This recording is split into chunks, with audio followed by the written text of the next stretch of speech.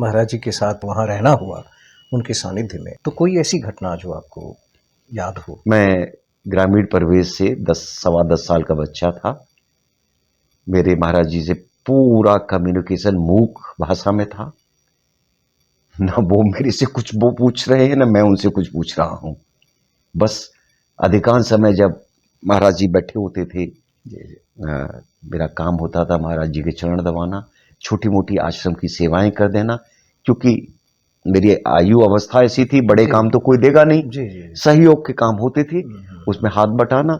और महाराज जी की बात कहते, जाओ आरती में जाओ, हनुमान जी की आरती हो रही है तो सुबह शाम की आरती में भाग ले लेना, और बाकी टाइम टकटकी लगा के महाराज जी के तखत के पीछे बैठना, जिससे महाराज जी के चरण दबाने की सेवा मिल सके। उस शर्त पर पिताजी लेके गए थे, और वो बड़ा आनंद देती थी। वो काम आता भी था, पिताजी के भी चरण दबाते थे, महाराज जी के चरण दबाते थे, बड़ा आनंद मिलता था। और उससे अधिक कुछ उम्मीद नहीं थी। हाँ, एक उम्मीद बच जाती थी, महाराज जी भगाए नहीं आश्रम से। अब आप दूसरे स्वरूप में देखें, आश्रम में खूब खाना पीना प्रसाद, कमी नहीं थी, कमी नहीं थी। लेकिन इन चीजों की भी निजी रूप से मुझे लालसा नहीं थी। वो आनंद आता था महाराज जी के बाद बैठने में। भले वहां इतने बड़े बड़े लोग बैठे हुए हैं, और बातें क्या होती थी, वो घर में जैसे दादाजी बात करते, उस खेत पे क्या हुआ, दुकान पे क्या हुआ, भैंस का क्या हुआ, गाय का क्या हुआ, उसकी तबीयत कैसी हुई, घर गृहस्थी की यही सारी संसार की बातें होती थी। और जो आउटकम था इन वार्ताओं का, वो बड़ा गहरा असर व्यक्ति पर रखता था। वो क्या था, होता था, सब सुख शांति वर्तमान में होती थी। वहां न तो कोई महाराज जी के आसपास बैठने पर, न तो कोई अतीत के द्वंद्वों में फंसा हुआ था, न कोई भविष्य की योजनाओं में था। वो अपने आप खींच के वर्तमान में ले आते थे, क्योंकि भविष्य की चिंताएं सबको होती हैं, लेकिन वहां इसलिए नहीं होती थी, बैठे तो है ना ये। जब वर्तमान अच्छा चला, ये बैठे, इन्होंने जिम्मेदारी ले ली, तो भविष्य योजना और ये सब चीजें ध्वस्त हो जाती थी उनके तखत के आजू बाजू में ही सब कुछ। ये अलग बात है कि वहां के उस परिवेश से निकलने के बाद फिर आदमी इन्हीं चीजों में चाहे अनचाहे फिर फंसता है। लेकिन महाराज जी के सभी भक्तों में महाराज जी ने ये अनुभव कराया है कि वो रक्षक हैं, और बहुत तगड़े रक्षक हैं। सब कुछ विपरीत होने पे भी, सब कुछ विपरीत होने पे वो बचा के ले जाते हैं, बड़े नाटकीय ढंग से लेके जाते हैं। वो ये भी नहीं चाहते कि किसी को आभास हो कि व्यक्ति पर किसकी कृपा से वो व्यक्ति की रक्षा हुई है। वो वहां सब कुछ नाटकीयता है, रहस्य है, रहस्य है। और महाराज जी प्रचार प्रसार के तो सख्त खिलाफ थे, ये उनकी संस्कृति का अंग नहीं था। एक संत की कृपा में उनका विश्वास है, जिन लोगों का संत सेवा, संत की कृपा में विश्वास है। हम अच्छे हो ना हो, लेकिन आप तो अच्छे हैं, आपकी शरण में आए हैं, हमारा उद्धार करिए। और वहां से कोई निराश नहीं होता था। बाकी थोड़ा बहुत खुश हो गए, महाराज जी ने कह दिया जाओ हनुमान चालीसा पढ़ लो। आरती के समय मंदिर में होती थी। कोई और भक्त थे, बड़े भक्त थे, जिनका कुछ, किसी ने रामायण की कुछ चौपाई सुना दी। घाक के दोहे भी चलते थे। बड़ा बड़ा 360 सिलेबस था वहां।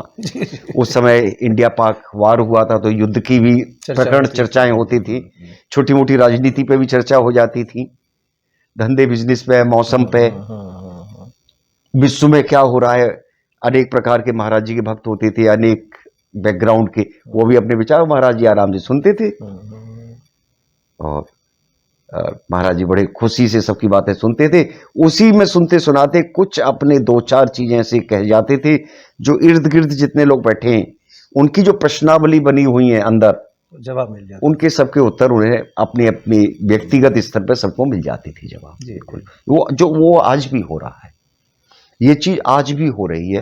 वो प्रश्नावली हमने कितनी कोशिश की, खत्म नहीं हुई है, बढ़ती गई, प्रश्न डिलीट होते गए, नए ऐड होते गए, उनके उत्तर भी मिल ही जाते हैं। किसी न किसी के माध्यम से उत्तर मिल जाते हैं, और आदमी को पता चल जाता है ये सब अकस्मात नहीं हो रही हैं चीजें, कोई इंसिडेंस नहीं है। ये एक पूरी प्लानिंग है, एक सर्किट है जिसमें ये सब कुछ हो रहा है, और ये उन्हीं की कृपा है। महाराज जी कृपा है। आपके अपने व्यक्तिगत जीवन में एक लंबा अरसा रहा, कोई ऐसी घटना? बहुत सारी हैं, वो जिंदगी की निजता से हैं। उनका घटना और कथा बताने की वजह यही बता दिया कि वो रक्षक हैं। हर कदम पे जहाँ रक्षा की जरूरत पड़ी, जहाँ स्वयं का बल बुद्धि विवेक फेल हुआ, वो कहीं एक्सटर्नल हेल्प मिल गई और अपने आप पता चल गया कि हाँ, ये महाराज जी आपने उद्धार कर दिया। आप बड़े दयालु हैं, कृपालु हैं, और बड़ी बड़ी लिस्ट है आपकी, बहुत सारे भक्त हैं, लेकिन आप मेरा भी ख्याल रखा आपने। सबका ख्याल आप रख रहे हैं, बिल्कुल है। और वो विश्वास एक जीवन में पैदा हो गया है कि कितने ही दिन समस्या चले, इसका अंत अच्छा होगा, सुखांत होगा, क्योंकि महाराज जी रक्षक हैं। जी जी ये भाव है, जी, ये भाव है। जी। उस भाव में कई बार थोड़े लंबा समय लग जाता है, ज्यादा राउंड लग जाते हैं वॉशिंग मशीन में धुलाई में, क्योंकि मैल ज्यादा हो जाता है कई बार, लेकिन विश्वास है और धुलाई होती भी है जी और वो निराशा नहीं मिलती है, निराशा नहीं मिलती है। जी जी। आज की तारीख में जब महाराज जी सशरीर थे, आज नहीं है, उनकी प्रतिमा है, फोटो है, मैं तो मानता हूँ, क्या आप भी मानते हैं कि कोई फर्क नहीं है महाराज जी? मेरे अपने निजी भाव ये हैं इसमें, फोटो में तो मुझे महाराज जी स्वीकार्य हैं, पत्थर में मुझे स्वीकारना बड़ा मुश्किल है, क्योंकि उस जीवंत रूप से उस दृश्य का हिस्सा रहा हूं। जी जी पाषाण में, पत्थर में राम को स्वीकार कर लूंगा, कृष्ण को कर लूंगा, शिव को कर लूंगा, हनुमान जी कर लूंगा, उनके दर्शन नहीं किए मैंने, मैंने दर्शन नहीं किए, उनकी कृपा मैंने चैतन्य रूप से नहीं पाई है। जी जी श्रद्धा से है, विश्वास है, श्रद्धा है, लेकिन उनके दर्शन नहीं किए हैं। सूर्य भगवान हैं, उनके दर्शन रोज करते हैं, चंद्रमा के भी महीने में हो जाते हैं। अब कोई कहे फोटो में सूर्य को देखो, हाँ फोटो सूर्य का है, लेकिन अनुभव नहीं आएगा, अनुभव तो सुबह देखने पे ही हो गया, सूर्य प्रणाम करने में ही होगा।